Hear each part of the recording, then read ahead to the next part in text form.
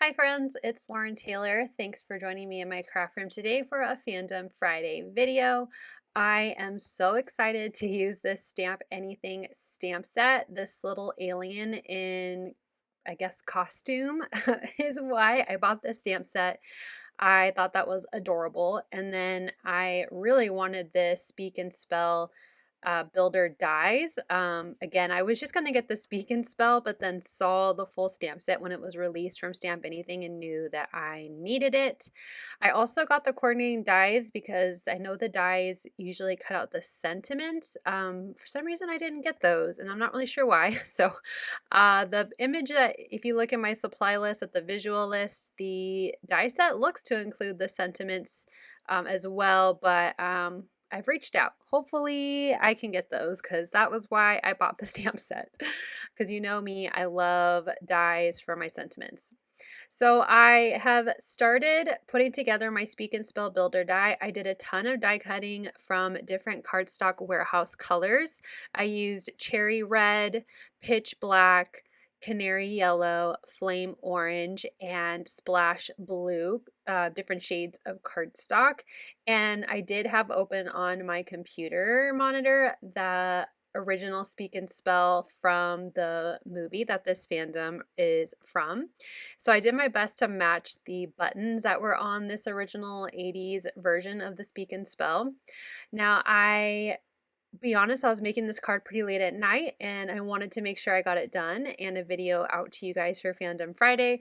But I do have a vision to make this into a light up card. So I've actually doubled everything so far, and I'm thinking maybe I'll do a supplementary video at some time to show how you can make it a light up version. So you can see here, I've already stamped and colored one of my images because I am doing two of these cards.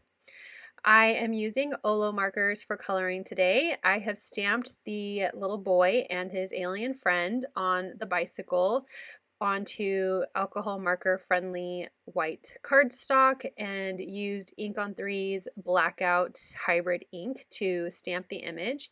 And I'm going to be using, like I said, Olo markers to color them in.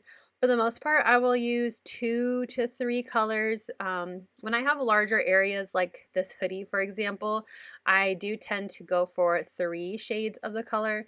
But some of our smaller areas, I'll just do 2 because there's not a lot of room to color, and I just like to keep it a little more simple. So I'm using R0.6 as the darkest shade for all of the red on this card, R0.5 as the midtone, and then R0.4 as the lightest. So I'll finish coloring in the top of the hoodie and then I'll move on to the body part of the hoodie. I will forget to color in the little areas under my little boy's chin, but for that I'm going to use R0.6 and I'll color that in later when I realize it. For the denim jeans, I'll use blues, and then I'm also going to bring in some gray for the bicycle, some kind of more sage green for the milk crate on the front of the bike, and then try to bring in some more linen, kind of linen yellow, like a really pale yellow for the blanket around the alien, and then I'll bring in browns and orange tones of Olo for the alien and the little boy's face and hair. So while I color, I'll talk about the markers as they come up, but just want to do a little color and chat catch up. I hope everyone is doing well. I am almost back to being caught up on my timelines and my projects. I definitely have a lot on my plate. Work is beginning very busy. Cookies are over, so that's kind of nice. At least I feel like I can, have my evenings back. But I am looking forward to getting back to my schedule that I usually keep for myself when it comes to balancing work, crafting, and extracurricular activities. I say that, but then I'm going to be traveling to Seattle for Creativation the first week of April, and then I have to travel again for work at the end of April. So I'm doing my best to stay afloat. So if you see a little bit less videos from me, that's pretty much why. It's just balancing family life and work life and having time to edit. I do my best when I travel to get as much as I can done and edited and voiceovers complete, and then I just do scheduling and stuff when I'm on the road because that's easy. But anyway, I'm almost back on track. I've got a few deadlines this weekend that I'm going to try to get completed. But I missed posting a Fandom Friday last week, but I had so much fun at the Lawn Fawn event. Um, it was worth the relaxation of a weekend and not so much the stress of being at an event until 9, 10 o'clock and then coming home and having to work on, projects and deadlines. So it was really nice just to take a couple days off and craft with friends. And I really, really enjoyed It's Always an Adventure, or It's Always an Adventure. Yes, Always an Adventure with Lori, and I'm so excited to do the event in Santa Clara in September for Pretty Pink Posh. So if you don't know what I'm talking about, I'll link that down below in my description box. But yeah, I've been enjoying it was a nice weekend of crafting and talking with friends.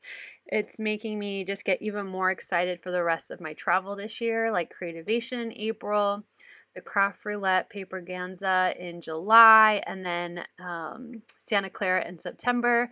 And then I think Kindred Stamps is doing hopefully something this year. I don't know when or what exactly, but I am looking forward to hopefully that happening as well. I had so much fun on their last 2 retreats.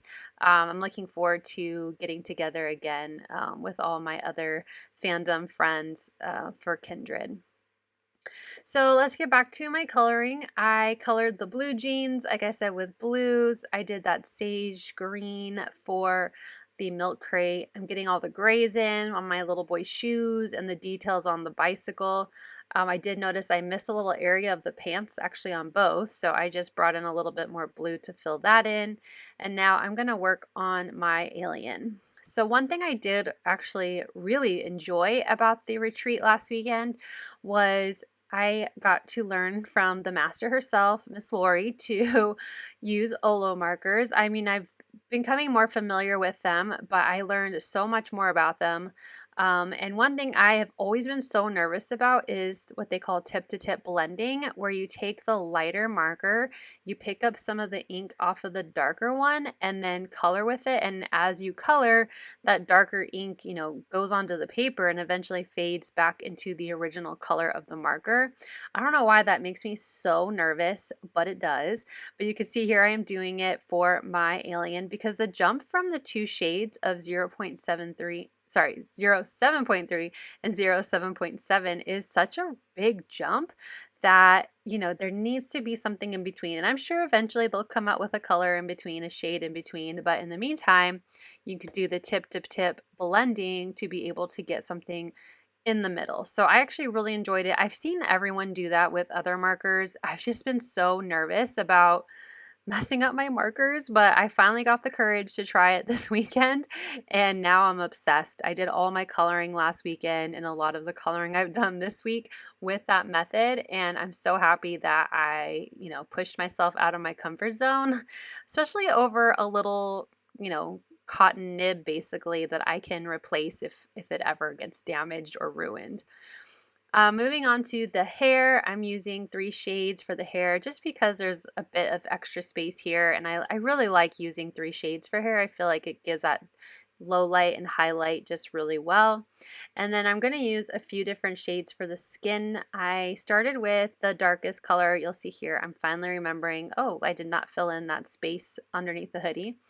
But I used my darkest shade OR 2.2 for the hands and neck. I usually tend to only do 1 to 2 shades on hands and necks because most of the time they're small and they're always a little bit darker than the face anyway.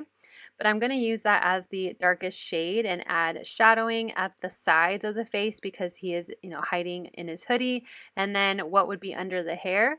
And then for Stamp Anything, their faces are really wide and large, so I like to add a little bit in the center where the nose is just to give the face a little bit more dimension. My next tone I'm using OR 4.2, which sounds darker, and it kind of is a very similar hue. Is that the right word? Like light to dark, but the colors are very different. So it just adds a little bit more of the pinkyish tone. And then I brought in OR 4 or 1.1, and I'm doing that tip to tip blending. Now these 2 colors are not related at all. 4.2 to 1.1. There's no coordination other than that they are both ORs. But I love these two colors blended, or well, three colors total blended for my skin tone of my fairer friends here. So I thought, let's try the tip to tip and see if I can get a better mix. And I was really happy with how it turned out. You can see it dry on the right now, and I think it creates a nice blend.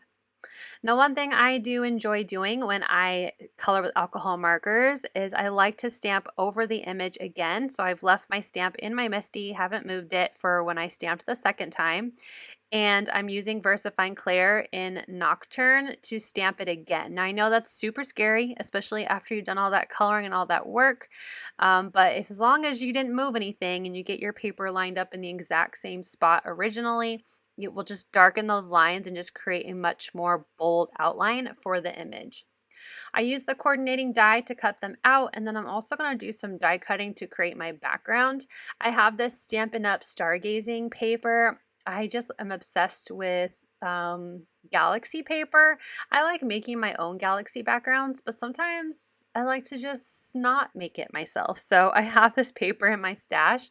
I will link it below, but I think it might be retired. Stampin' Up! Does switch out their paper every year, and I'm not as fast using it as they are at switching it out.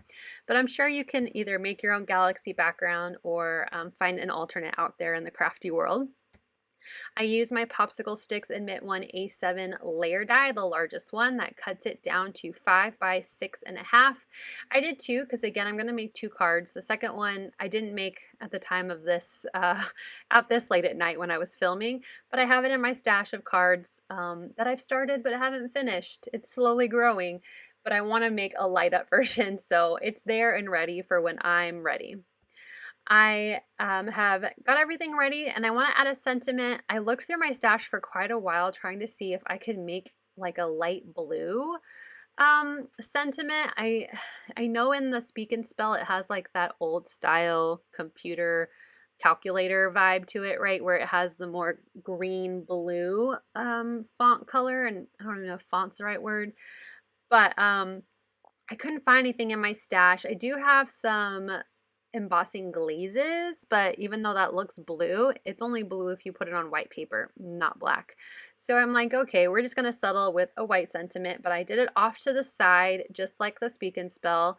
And I use an anti-static powder to first apply before I stamped, just so I can make sure the embossing powder only stays where I want it. I stamped with some clear embossing ink, and I'm using some ultrafine white embossing powder to add on top of that ink. I got my heat tool super hot and ready to go, so that way it wouldn't warp my paper as much. I would just get in there and melt that embossing powder down, and my Speak and Spell is all done. It actually fits perfectly on this A7 sized die, but I'm going to tilt it just a little bit. I just like that juxtaposition. I don't know, looks fun. It's not super straight. I have some white frost A7 sized card pieces from Cardstock Warehouse, but the A7 die from Popsiclesticks is actually, again, 5 by 6.5, not 5 by 7. And she did that because it is a to scale of our A2 dies that we get. So nesting rectangles, if you were to scale it up, so that way you would create an outer nest for your nesting A2. You wouldn't get a 5 by 7 die, you would get a 5 by 6.5. So while this is an A7 die, technically in the name and pretty much in size, this is such a great die set. If you already have a bunch of nested rectangles for A2, it just elevates what you already have, and you can create a larger, pretty much 5 by 7 card.